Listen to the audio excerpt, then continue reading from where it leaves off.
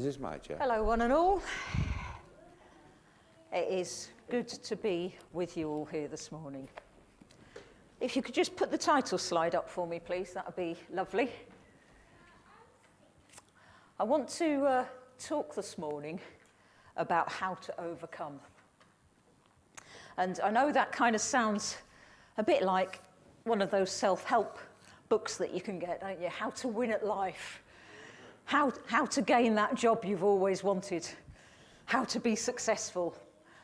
But actually, this couldn't be more opposite. I want to look at how to overcome. And overcoming is very important at the best of times, but I think even now in the relatively exceptional circumstances that we're facing and the collective challenge that we're facing, I think overcoming is important. And if you're not sure that you agree with me in that, you just need to read the last book of the Bible in Revelation. And there are 7 letters there that Jesus writes to the 7 churches, and each one of them ends to he who overcomes. Amen. So Jesus believes that overcoming is really important. Yep. And I read what someone wrote about in overcoming, and I thought this was really good, and it says this: to endure and overcome means to outlast. It means that when troubles come to an end, and certainly no troubles will last forever, you are still standing in faith, declaring that Jesus is Lord of all. Amen. I want that. I want that in my life every day, and I want that when I get to the end of my life, that I'm still standing, declaring that Jesus is Lord over all. Amen. And so if we could have the second slide, please. I want to read John 16 and verse 33, and it says this: I have told you these things so that in me you may have peace. In this world you will have trouble, but take heart, I have overcome the world. Hallelujah. Now I'm taking that verse slightly out of context because actually Jesus said those words to his disciples at the Last Supper when he'd spoken to them. And he was talking to them about the persecution that they as individuals were going to face. And the persecution was so bad that he actually says to them, do you know what? You're going to find that people will want to kill you, and they will think that they're doing God a service by killing you. That's the kind of persecution that they were going to face. So the context is he was telling it to his disciples, but I still think that those words hold true for us as individuals and us as church today. And it's quite funny, he says there's 3 things in that verse. There's 3 things that Jesus says. He says, I'm giving you my peace, you will have troubles, and I have overcome. And it's odd, isn't it? Because actually, we believe that God does give us his peace, don't we? I hope we do. Yeah. I hope everyone can agree with me with that. And we believe that Jesus has overcome, don't we? I hope everyone here and everyone at home listening to me agrees with me with that. So why does it always take us by surprise when troubles come our way? We're just like, I wasn't anticipating that one. And I don't think many people could have been anticipating what was happening to us now. And the trouble is, when troubles come, it can knock us. But Jesus said to his disciples, I'm telling you this now, so that when the troubles come, you won't be taken by surprise, and you will be able to deal with it. And that's what he wants each and every one of us to know, whether we're facing an individual difficulty in our life right now, as well as the collective difficulties that we're facing, or just the collective difficulties. He wants us to know that he's told us about it, he's provided a way out, and we will get through it. When Shane spoke, was it last week? Week before last, Shane, when he last spoke, he spoke about peace, didn't he? And shalom, and what that means. And it's far more than just peace, because we think of peace as probably absence of difficulty. But peace is more than that. It's a well-being, and it's stuff, and in every department, it's being well and feeling just generally at ease in life. And Jesus wanted his disciples and us to know the peace that he gives us so that we won't be shaken when troubles come. When you look at the word troubles, it can be kind of a bit wishy-washy, I think really is the word I'd say. Is that, you talk about a spot of trouble, don't you? Or a bit of trouble. But the Amplified is much more powerful in this. The Amplified translates that as tribulations and distress and suffering. That's what Jesus is talking about. Tribulations and distress and suffering. And we in the Western world have cocooned ourselves to many of the physical difficulties that trouble can bring. I mean, seeing that thing in Syria, none of us have lost our homes. None of us are living in temporary accommodation. None of us are bottom of the pile for help because we're Christians. But that's the case for a lot of people around the world. And the trouble is that because we don't face difficulties very often, sometimes we're not used to knowing how to deal with things. I think in Jesus' time, we see the story in the Gospels of when he raises the widow's only son from the dead. Now, yes, it was brilliant that he raised the widow's son from the dead. She had companionship. But more than that, he was her support when she got old. And so if your only son's died, as a woman, where's your support? Oh, none of us, actually, if we face losing our jobs, not many of us face the prospect of starvation, do we? Not many of us face the prospect of losing our homes, although I think that things could become quite difficult in this country soon. But in this present pandemic, some of the supports that we do rely on, the meeting together as family, in whether our actual earthly families or our spiritual families, that's been taken from us. Being able to travel, being able to do so many things that we're used to, things that have cocooned us from things in life, they are being taken away. And that makes life difficult. And for some of us, it's become so difficult that actually we get shaken by what's going on. And what I want today is just to encourage us all that we will overcome if we know where we're going and what we're doing. And one of the things that struck me, I was reading an article in the paper, and it was a while ago now, and a woman was saying that through this pandemic, it felt like she was living her life in black and white rather than in colour. And that really hit home to me, because actually that described how my situation felt. And I thought, do you know what? As a Christian, if I feel that my life is being lived in black and white, then something is wrong, and I am out of whack. And it really got me thinking, what do I need to do? What do I need to change? What is it that I've got wrong? And the obvious thing was that actually I was focusing on circumstances too much rather than everyone else. We have the Son of the living God living within us. How can that ever be black and white? Living life in black and white. How can that ever be living in black and white? If you could go to slide 5, please. It's the very last slide that I've got on there. But this was a poem that Reuben wrote and sent to me this week. And I want to read it to you. I'm going to read it off my phone because that's too small on there. So, but I thought it was so good what he said, what he wrote here, and I'm just going to get it up. And he says this. This is about the current situation. He's entitled it, "Let There Be Rejoicing."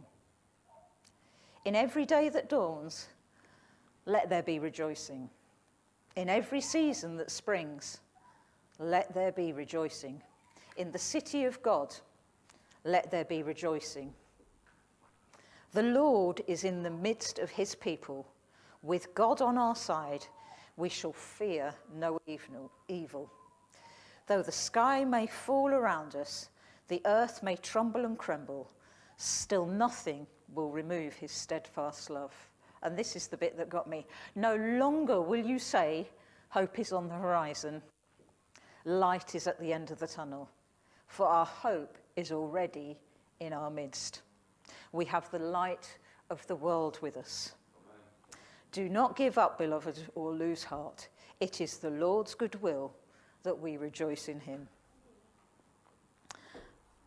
Light. We don't, how many times, honestly, I work with members of the public, and so I see a lot of people, and we're all like, oh gosh, this is really testing us. But don't worry, light's at the end of the tunnel. And I've heard that phrase so many times since this pandemic started. But actually, and it's easy to kind of go along with that thinking, but actually, we have the light with us in the tunnel. And we need to say that to people. There is light in the tunnel. And I'm saying that to myself, there is light in the tunnel. And then Jesus says, I've overcome the world. Take heart, I have overcome the world. And I think it's really interesting that Jesus says that before he'd actually died. You know, in Colossians 2, it says that he triumphed over the devil, making a spectacle of him at the cross. But Jesus said he'd already overcome before he died. And that was because he hadn't been swayed from doing the will of the Father. So the outcome is certain. Jesus has already overcome, but the conflict isn't over. And when I first got saved, I used to listen to Amy Grant, and I will always have an abiding affection for Amy Grant because she was the one person that made me realise that not all Christian music was irredeemably grim. Because when I first got saved, it was a bit ropey. But she had a song, and one of the lines was that we're caught in between the now and the not yet. And the not yet is that Jesus has overcome, but we're in the now. And so the outcome is certain, but the conflict isn't over. So we've seen that the importance of overcoming. So how do we overcome? Well, first of all, I want to look at how we don't overcome, because this is so often, I don't know about you, but this is so often what I can do and slip into, and it's wrong. We overcome by thinking, or we can think we overcome by trying that bit harder, by reading our Bibles that bit longer, or praying that bit more, or showing a bit more determination in our faith. Now, don't get me wrong, I am not saying any of those things are wrong, but that doesn't make us overcome. We don't overcome by ignoring the situation. We don't overcome by gritting our teeth. Sometimes we think, if I just had a bit more faith. Has anyone ever thought that before, or is it just me? If I just had that bit more faith. But that translates as, if I could just try harder. And it's a reliance on self, a reliance on man. And it's a subtle difference. But it is a difference, because anything that gets our focus in the wrong place is wrong. And, you know, relating to here and now, are we putting our hope in the vaccine? Now, don't get me wrong, I think the vaccine's wonderful. And, you know, when they say, will you come give me my appointment, I'll be there. I think it's brilliant, and I think it's wonderful that we have this, that we hope will help. But that is not how we are going to overcome. You know, some people, they're storing up money in the pandemic in the hope that if something, the rainy day, saving for a rainy day, that's such a well-used phrase, saving for a rainy day. But what do you do when money becomes valueless? Yeah? There's a bit in Jeremiah, and I've preached on the bit before on Jeremiah, where it talks about the people of Israel had moved away from the spring of living waters and had chosen to try and drink from broken cisterns that would never satisfy them. But there's a bit in Jeremiah where it goes on further, where Jeremiah says to Israel that when the siege comes, rich people will send their servants out with money to buy water, and there won't be any water to be had. Money becomes valueless when there's nothing to buy with it. We're not going to overcome by the amount of money we've got in our bank account. That won't be right. Psalm 20 says this: some trust in chariots and some in horses to save in a battle, but we trust in the name of our God. And Psalm 118, verse 8 and 9 says this: it's better to take refuge in the Lord than to trust in man. It's better to take refuge in the Lord than to trust in princes. Do you know, we can't trust in government strategy. That is not where we put, whether you agree with the government strategy or not, that is not where we put our hope, and that is not where we're going to overcome. So that's how not to. I want to look at now how to. And so if I could have slide number 3, please. And this is taken from 1 John chapter 5 and verses 4 and 5. And it says this: for everyone born of God overcomes the world. This is the victory that has overcome the world, even our faith. Who is it that overcomes the world? Only the one who believes that Jesus is the Son of God.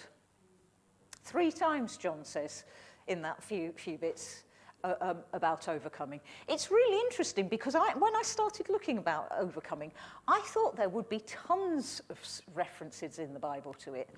And actually there aren't as many as I thought. But most of them come in the Gospel of John, in John's epistles, and in Revelation. So for John, it was a really important thing. But if we could keep that up, I think it's important to notice that there's different tenses in these few sentences here. There's a one-off, everyone born of God overcomes, and there's a continuous, whoever believes. So it's a one-off, and it's a continuous thing as well. It's happened. The outcome is certain, but the conflict carries on. And so the one-off, the victory, is Jesus' death. That's the one-off. For everyone born of God overcomes the world. Jesus' death is what we put our faith in. It could refer not just to Jesus' death as the one-off that helps us to overcome, but it refers to the time that we believed. And it's not, I really want to say this really, really, really loudly, and if you forget anything else that I say today, don't forget this. It's not our belief that makes us overcome the world. It's the fact that our belief means that God gave us the new birth, and we are born from on high, and it's that makes us overcome the world. It's not the strength of our faith that makes us overcome the world. It's the strength of the one that we put our trust in that makes us overcome the world. It's a difference that might be subtle, but it's really, really important that we understand that. Because otherwise, if you're thinking, my faith isn't very strong, that's when the devil can get a foothold and can knock us and blow us about, because we're thinking, because our faith isn't very strong, we're not going to be able to withstand what he throws against us. It doesn't matter how small our faith is. Jesus says, if you've got faith the size of a mustard seed, you can do all sorts of things. You can say to a mountain, be moved, and it will be. It's not the size of our faith, it's who we put our faith in. And someone else wrote this, they wrote this: the Bible's emphasis is on the object of our faith, not on the subjective experience of believing. And I think that's really important because actually we all have times when we don't feel 100%. We could be tired, we could be beset by problems, we could be lack of sleep, we could have had an argument with a loved one. All these sorts of things can knock us off course. We could be ill. That could knock us off course. We could have financial difficulties. And when we're focused on the strength of our faith and we look and we think, that's really weak, oh no, what am I going to do? Then that's when we're vulnerable. But when we focus on Jesus who has overcome, then that means that we're not vulnerable. It's the finished work of Calvary that helps us to overcome. Now, I was thinking about this. It says in the Bible that Michael fought with the devil over Moses' body, didn't he? Archangels fight with demons and spirits. And I think, do you know what? If I try and fight a demon or a devil in my own strength, I am not going to do very well because they're a lot more powerful than I am. And yet, so often, we just think, if I can just try a bit harder, just do a bit more, I'll be fine. We won't be. But that's what the devil loves to do. He loves to shift our focus away from Jesus. Because when we shift our focus away from Jesus, that is when we are vulnerable. And that is where we get knocked off course. And I think someone wrote something that I really like. And she sums up what I'm trying to say here. And she says this: we overcome the world not because of what we do, but because of whose we are. Yeah. We overcome the world not because of what we do, but because of who we are. Amen. We are the sons and daughters of the living God. Amen. There is light in the tunnel, and we will overcome. In 2 Chronicles, we read an example of this, and it's where I can't even remember who it was that was coming against them. An army was coming against King Jehoshaphat, and he wonders what to do. And God tells him, I don't want you to do anything. I just want you to stand. And it's 2 Chronicles 20, verse 17, and it says this: you do not have to fight this battle. Take up your positions, stand firm, and see the deliverance the Lord will give you. Amen. And I think that's what we need to hang on to right now, is our position in God. Take up our positions, stand firm, and see the deliverance the Lord will give you. I've been thinking, when I've been doing this course, I've been thinking of a hymn, an old hymn that we used to sing in the Pentecostal church. And if I could have slide 4 up, I think it sums up what I'm trying to say. And it says this: my hope is built on nothing less than Jesus' blood and righteousness. I dare not trust the sweetest frame, but wholly lean on Jesus' name. On Christ the solid rock I stand. All other ground is sinking sand. When darkness seems to veil his face, I rest on his unchanging grace. In every high and stormy gale, my anchor holds within the veil. His oath, his covenant and blood support me in the whelming flood. When all around my soul gives way, he then is all my hope and stay. When he shall come with trumpet sound, then I may be in him be found. I'll get my teeth in. Oh, may I then in him be found, dressed in his righteousness alone, faultless to stand before the throne.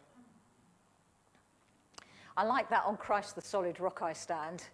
In these snowy times, Paul, when he spoke about building our house on sand or building our house on rock. And I know we've probably all done that as a child, stood on the edge of the sea as it's going out and stood on the sand and felt it all wash out from underneath us. The parallel right now with all the snow is walking along and hitting a bit of ice, and you can feel your foot going under. I hate that feeling. I've walked to and from work too many times in the snow, fallen once, hurt my pride, hurt the box of eggs that was in my rucksack. They weren't very happy. But like, when we take our eyes off Jesus, that is like when we stand on a patch of ice that we're not expecting, and we suddenly go, Christ is the rock we stand on. And so this morning, I just want to say that anyone here, or anyone that's listening to me, if you feel that you are slipping and that difficulties are too much, remember we overcome because of our position in Jesus. It's nothing to do with how strong our faith is. It's who we put our faith in, and that is Jesus. And he makes us overcomers. So I say, be strong in the power of his might. Take up your positions, stand firm, and see the deliverance the Lord will give you. Thank you very much. Amen.